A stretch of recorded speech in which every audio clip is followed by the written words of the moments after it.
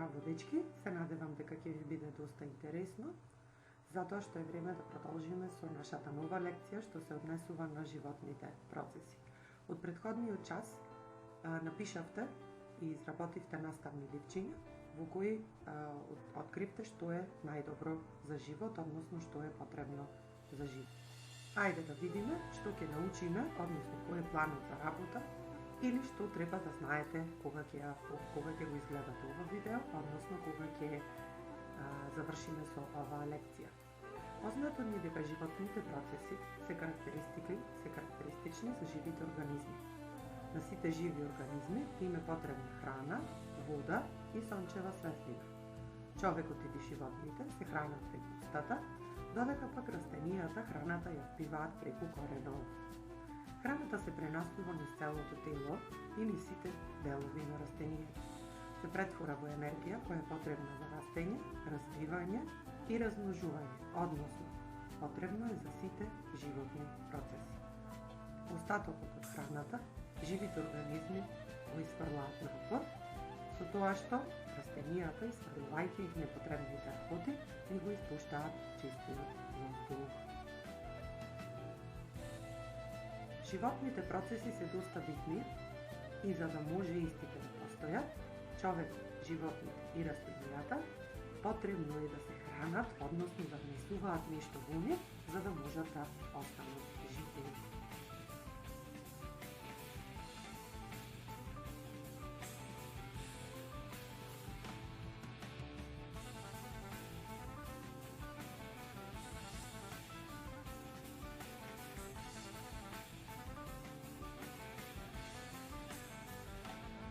Процесите кои му помагаат на човекот и на живите организми да останат живи се викаат животни процеси.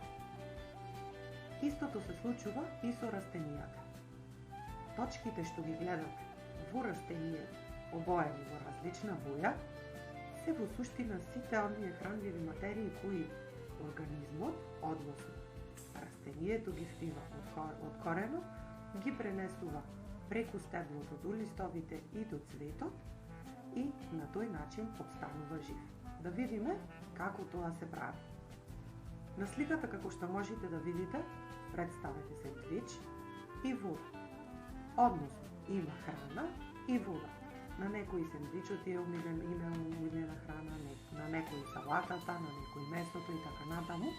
Значи, за да може да се случуваат тие животни процеси, нас ни е потребна храна и вода. Кога ја јадеме храната, односно кога живиот организам ја внесува храната во себе, таа се претвора во енергија, а тоа се овие бели точки на сликата, и тие бели точки ни помагаат да се движиме и да растеме. Храната која ја внесуваме во организмот, односно храната која живиот организам ја внесува во себе, можеме да ја споредиме со горивото кое се става во автомобилот. За да може автомобилот да се движи, ние го ставаме гориво. Истото е и со човекот.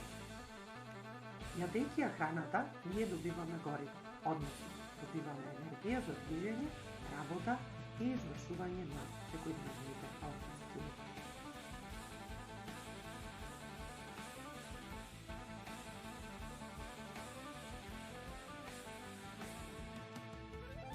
Внесувајќи ја храната во нашето тело, добиваме витамини и минерали, кои се разнесуваат низ целото тело. Тоа во суштина се белите точки кои ви се прикажани на самото човече.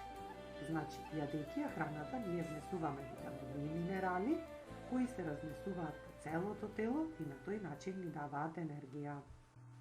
Ајде да видиме како храната се пренесува низ целиот организам. Најпрво, добиваме витамини и минерали.